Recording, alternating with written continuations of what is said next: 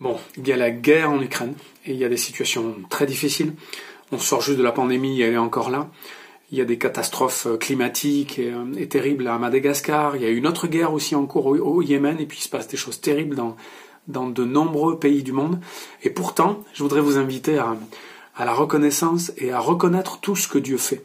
C'est plus facile de voir ce qui ne va pas, et la méchanceté des hommes et les souffrances que les hommes sont en train de vivre, et que nous vivons aussi certainement. Il y a des gens qui meurent aussi autour de nous, il y a des enfants qui meurent, il y a des enfants qui sont malades. Et c'est plus difficile de voir tout ce que Dieu fait pour limiter le mal. Et d'imaginer en tout cas le nombre de guerres qui ont été évitées, le nombre de fois où notre vie a été sauvée, épargnée, le nombre de fois où ceux qui auraient dû mourir ne sont pas morts parce que Dieu les a épargnés. En fait, ce que nous vivons aujourd'hui, c'est le temps de la patience de Dieu. Et l'état normal du monde, c'est la guerre. Il devrait y avoir la guerre partout, parce que dans le cœur de l'homme, il y a la guerre, parce que l'humanité est pas bonne, parce que le péché est en nous.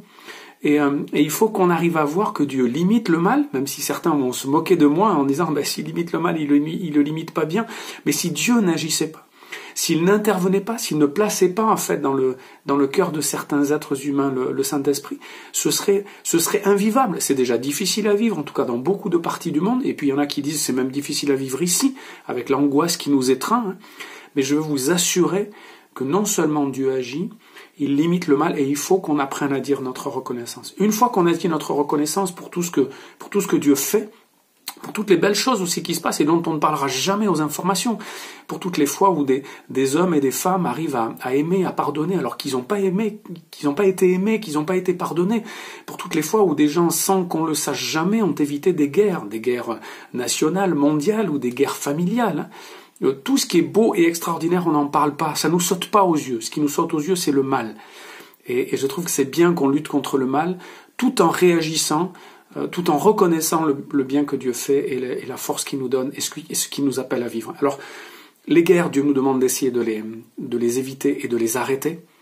Et quand on n'y arrive pas ou quand on ne fait pas notre job, eh bien, il interviendra. Évidemment que notre prière, c'est que Dieu arrête Monsieur Poutine. Il le fera en fait quand il le jugera bon, mais il le fera aussi si nous crions à lui. Il peut l'arrêter dans son action, il peut l'arrêter dans sa vie. On demande à Dieu des choses dont on a envie, mais on lui fait confiance aussi pour le reste. Et on veut être reconnaissant pour tout ce qu'il fait de beau et de bon. Même au milieu de la difficulté, on va continuer à voir ce que Dieu fait de beau et de bon, et on va crier à Dieu pour qu'il arrête ceux qui font des choses horribles comme ce que fait M. Poutine en ce moment.